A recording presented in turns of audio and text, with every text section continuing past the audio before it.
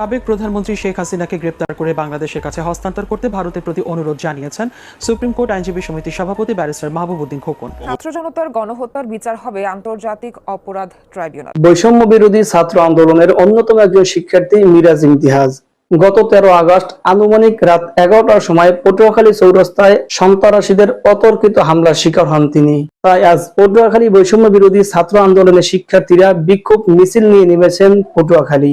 শিক্ষার্থীদের দাবি, বৈষম্য বিরোধী ছাত্র আন্দোলনের শিক্ষার্থী মিরাজ ইমতিয়াজের উপরে যে অতর্কিত হামলা হয়েছে এখনো পর্যন্ত কোনো সন্ত্রাসীদেরকে আটক করা হয়নি। তাই আজ পটুয়াখালীর বৈষম্য বিরোধী ছাত্র আন্দোলনের শিক্ষার্থীরা একথা বলে, আগামী 24 ঘন্টার ভিতরে যদি হামলাকারীদের আটক করা না হয় এর থেকে আরো তারা কঠিন পদক্ষেপ নিতে বাধ্য হবেন। তাহলে দর্শক চলুন বিস্তারিত একটু জেনে আসি আমরা প্রতিবেদনে।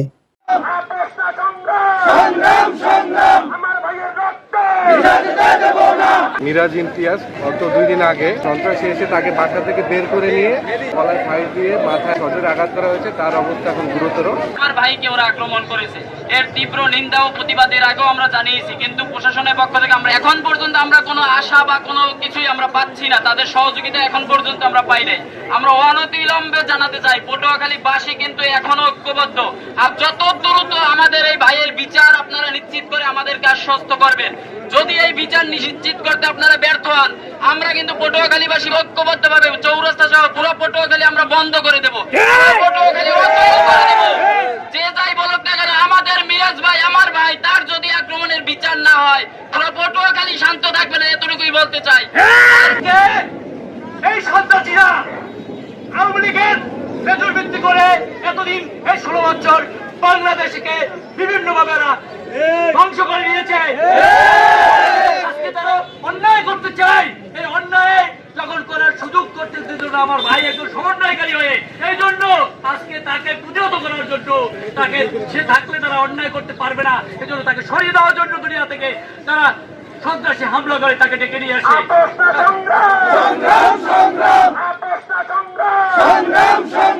আমার ভাইয়ের রক্ত আমার ভাইয়ের রক্ত ভেঙে দাও, ঘুরিয়ে দাও,